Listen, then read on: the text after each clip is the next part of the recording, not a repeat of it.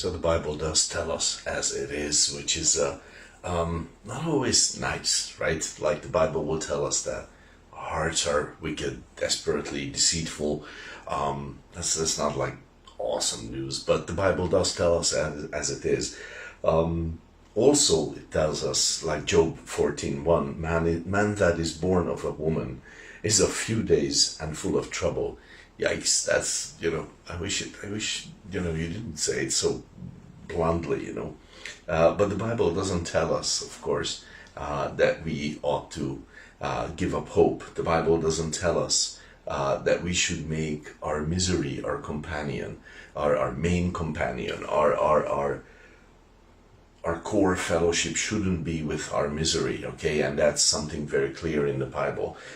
It's not spelled out like that, but it is very clearly illustrated. It is very clearly revealed by attitudes of people, believers in the Bible, that we can choose whom and what we make our core fellowship. And so let me give, because one way to live life is that I have misery in my life, and then I make that misery my main fellowship. I make that misery my dear companion. I let it in the middle of my heart, and I let it motivate me.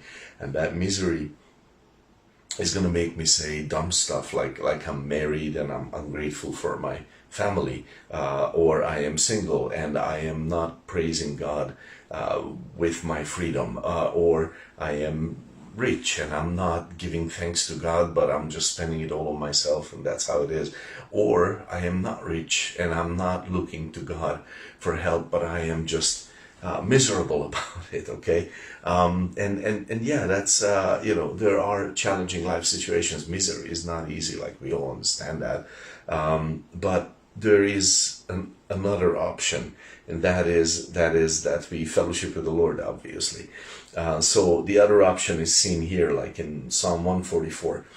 Verse 4 actually says, man is like to vanity, his days are as a shadow that passes away. So that is exactly like it is. It's not very pleasant. It's not very nice. It's kind of just, like a dull thud of a huge hammer coming down on us. Man is like to vanity, his days are as a shadow that passes away. Boom. That's yikes. That's not great.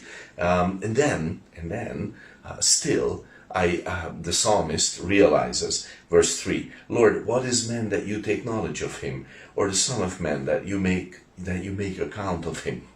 Wait, man is like vanity. His days are just like a passing shadow, but then God takes account of us, okay? So the Bible tells me as it is, but then also it tells me to realize that there is more than my misery, more than my trouble, more than my coming death, more than all that I don't like about life, like the fleeting nature of life. And also I can expect. So Psalm 144 verse 5, well, I'm not going to read it, but basically there are prayers. He's asking God to do things for him. Wait, if my life is vanity and I'm just a passing shadow, then how would I dare to ask God, and why would he care about me? But the psalmist knows this, that his main companion in life is not his misery. His main companion is the Lord. So he dares to ask, and all the way down to verse 9, he says, I will sing a new song unto you, O God. Upon a psaltery and an instrument of 10 strings will I sing praises to you. So you just said that life is vanity, and now you're praising God. Well, how does that happen? Well, he did not make his misery his main companion in life, but he made the Lord his main companion in life, and that's how he's living life. And that's, so much more an awesome way to live life. And, at the end, I'm not going to say dumb things like, oh, my life has been short and meaningless and purpose, and no good thing happened, and stupid stuff like that. So this is a challenge for our hearts. Let's make not our misery our main fellowship, but the Lord. God bless your day.